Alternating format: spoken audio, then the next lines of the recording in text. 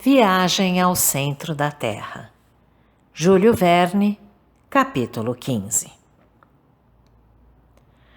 Os Snaffles têm 5.000 pés de altura. Seu cone duplo é o fim de uma faixa traquítica que se destaca do sistema montanhoso da ilha. Do nosso ponto de partida, não podíamos ver os 2 picos projetados contra o céu cinza escuro. Eu vi apenas uma enorme camada de neve cair na fronte do gigante. Caminhamos, em fila indiana, liderados pelo caçador, que subia por trilhas estreitas, onde 2 não podiam andar lado a lado. Conversar era, portanto, quase impossível.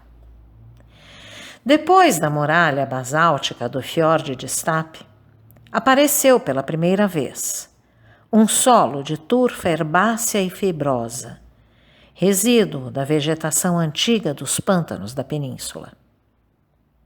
A quantidade desse combustível ainda não explorado seria suficiente para aquecer toda a população da Islândia por um século. Esse vasto pântano tinha 70 pés de profundidade, quando medido a partir do fundo de certas ravinas, e consistia em camadas de resíduos carbonizados, alternadas por camadas mais finas de tufo poroso. Como verdadeiro sobrinho do professor Lidenbrock, e apesar de minhas perspectivas sombrias, não pude deixar de observar com interesse as curiosidades mineralógicas que se apresentavam a mim como um vasto museu. E eu reconstruí em minha mente toda a história geológica da Islândia. Era evidente que aquela ilha tão interessante fora empurrada do fundo do mar em uma data relativamente recente. Possivelmente ainda estava sujeita à elevação gradual. Se fosse esse o caso, sua origem podia muito bem ser atribuída à ação de incêndios subterrâneos. Logo, a teoria de Humphrey Davy, o documento de Saknussemm e as alegações do meu tio iriam por água abaixo. Essa hipótese me levou a examinar a natureza do solo com mais atenção e logo percebi a sucessão de fenômenos que conduziram à sua formação. A Islândia, que é absolutamente desprovida de solos aluviais, é composta inteiramente de tufos vulcânicos, ou seja, uma aglomeração de pedras e rochas porosas.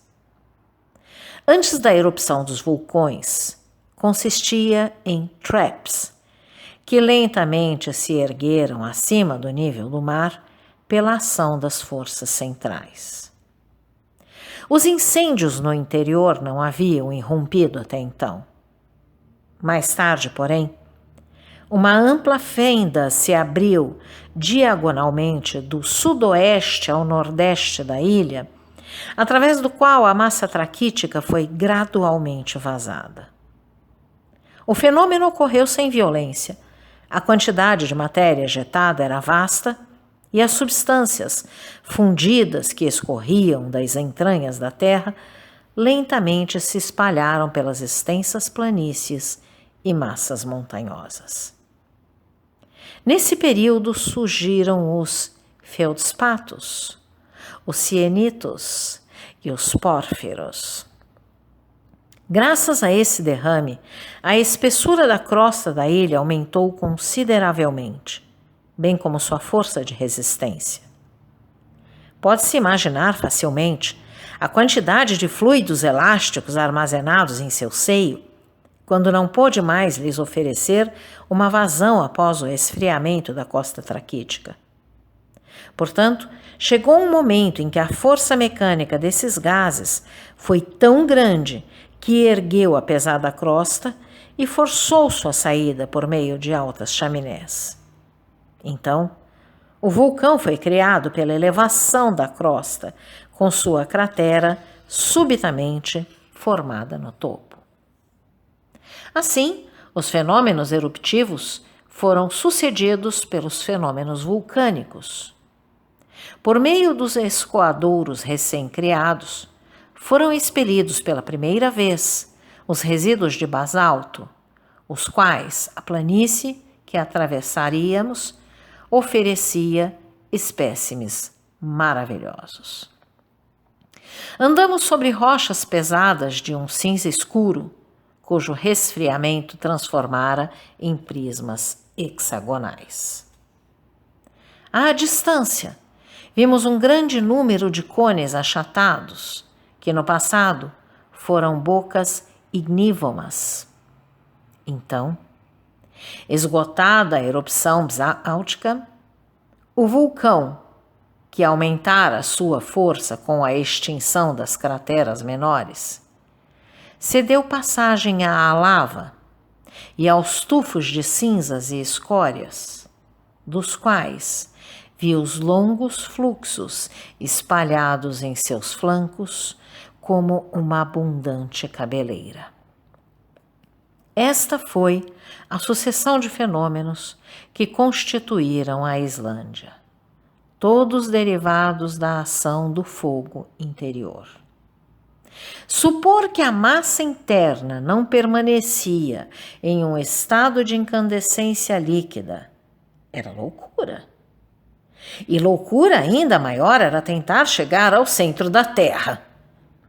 Assim, senti-me tranquilizado quanto ao desfecho de nossa jornada, enquanto avançávamos para tornar o Snaefell de assalto.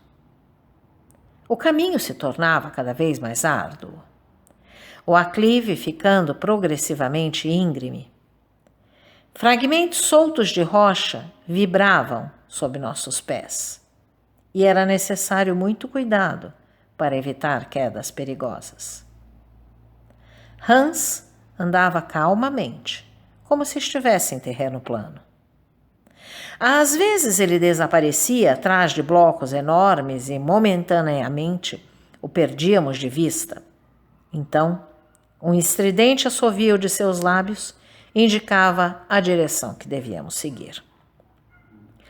Muitas vezes ele parava, apanhava algumas pedras, empilhava-as em um formato reconhecível e assim criava marcos para nos guiar no caminho de volta. Uma sábia precaução por si só, mas que no futuro se provaria inútil. 3 horas exaustivas de caminhada nos levaram apenas à base da montanha.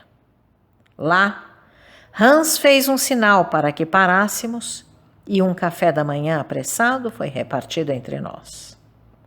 Meu tio engoliu 2 porções de cada vez para terminar mais rápido. Porém, gostasse ou não disso, como a hora da refeição era também a hora do descanso, ele teve que aguardar a boa vontade do guia para prosseguirmos, e Hans deu o sinal de partida 1 hora mais tarde. Os 3 irlandeses, tão taciturnos quanto seu companheiro caçador, não disseram uma única palavra e comeram sobriamente. Começamos a escalar as encostas íngremes dos Snaeffells, devido a uma ilusão de ótica que ocorre frequentemente nas montanhas. Seu cume nevado parecia muito próximo. No entanto, como demoraríamos para alcançá-lo? E, acima de tudo, como seria fatigante. As rochas, soltas pela ausência de terra e grama, rolavam para longe de nossos pés e se perdiam na planície com a velocidade de uma avalanche. Em alguns lugares, os flancos da montanha formavam um ângulo de pelo menos 36 graus com o horizonte. Era impossível escalá-los, de modo que contornávamos tais encostas pedregosas com dificuldade, ajudando uns aos outros com os nossos bastões. Devo admitir que meu tio manteve-se próximo de mim o quanto pôde. Ele nunca me perdia de vista e, em muitas ocasiões, seu braço me oferecia um apoio poderoso. Ele próprio parecia contar com um senso inato de equilíbrio, pois nunca tropeçava. Os islandeses, apesar de sobrecarregados, escalavam com agilidade dos alpinistas. A julgar pela aparência distante do cume dos Sneffels, parecia-me impossível alcançá-lo do nosso lado, se o ângulo das encostas não diminuísse. Felizmente, após uma hora de esforço e exaustão, uma espécie de escada apareceu inesperadamente em meio ao vasto tapete de neve na crosta do vulcão, o que facilitou muito a nossa subida.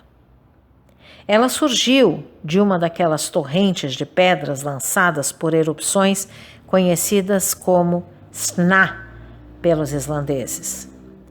Se essa torrente não tivesse sido detida em sua queda pela forma dos flancos da montanha, teria caído no mar e formado novas ilhas.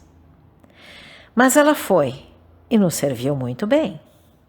A inclinação se acentuou, mas esses degraus de pedra nos permitiram subir com tamanha facilidade e rapidez que, tendo descansado por um momento enquanto meus companheiros continuavam sua subida, notei que já estavam reduzidos a dimensões microscópicas à distância. Às 7 da noite, subimos os 2.000 degraus dessa grande escadaria natural e alcançamos uma protuberância na montanha, uma espécie de base sobre a qual repousava o próprio cone da cratera. O mar estendia-se a uma profundidade de 3.200 pés. Havíamos passado do limite das neves eternas, pouco elevadas na Islândia, por conta da umidade constante do clima. Fazia um frio intenso. O vento soprava forte. Eu estava exausto. O professor viu que minhas pernas se recusavam completamente a cumprir seu dever. E, apesar de sua impaciência, decidiu parar. Ele sinalizou para o caçador, que balançou a cabeça, dizendo: "Of varfor." "Parece que temos que subir mais", disse meu tio. Então ele questionou Hans quanto ao motivo. "Mistur", respondeu o guia. "Ja, mistur", disse um dos islandeses em tom de preocupação. "O que essa palavra significa?", perguntei inquieto. "Veja", disse meu tio. Eu olhei para a planície. Uma imensa coluna de pedra-pomes pulverizada, areia e poeira estava se erguendo, rodopiando feito um redemoinho. A encosta do Sneffels, onde estávamos nos segurando, era açoitada por ela. Essa cortina opaca, estendida diante do sol, projetava uma sombra profunda sobre a montanha. Se o tornado se inclinasse, ele nos arrastaria até seus turbilhões. Esse fenômeno, bastante frequente quando o vento sopra das geleiras, é chamado de mistur na Islândia. "Hastgit! Hastgit!" exclamou nosso guia. Sem saber dinamarquês, entendi imediatamente que devíamos seguir Hans a toda velocidade. Ele passou a contornar o cone da cratera, mas na direção diagonal, para facilitar nosso progresso. Logo, a tempestade de poeira atingiu a montanha, que tremeu sob o choque. As pedras soltas, apanhadas pelas rajadas de vento, caíram feito chuva, como numa erupção. Felizmente, estávamos do lado oposto e a salvo de todo perigo. Sem a precaução do nosso guia, nossos corpos despedaçados, reduzidos a pó, teriam sido lançados ao longe, feito resíduos de um meteoro desconhecido. No entanto, Hans não achou prudente passar a noite nos flancos do cone. Retomamos nossa subida em zigue-zague. Levamos quase 5 horas para percorrer os 1.500 pés restantes. Os desvios, encostas e contramarchas mediam pelo menos 3 léguas. Eu já não aguentava mais. Sucumbia à fome e ao frio. O ar, ligeiramente rarefeito, não era suficiente para os meus pulmões.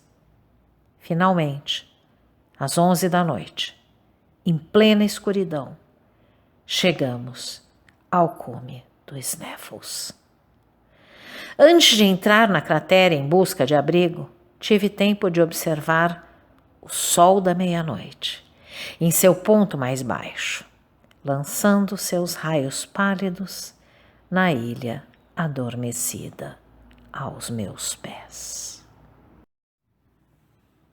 Então, caro audioleitor, se você gostou deste conteúdo, deixe seu like e inscreva-se no canal ativando o sininho para ser notificado dos próximos vídeos, com os próximos capítulos deste e de outros livros que estarei publicando. Um grande abraço e até a próxima!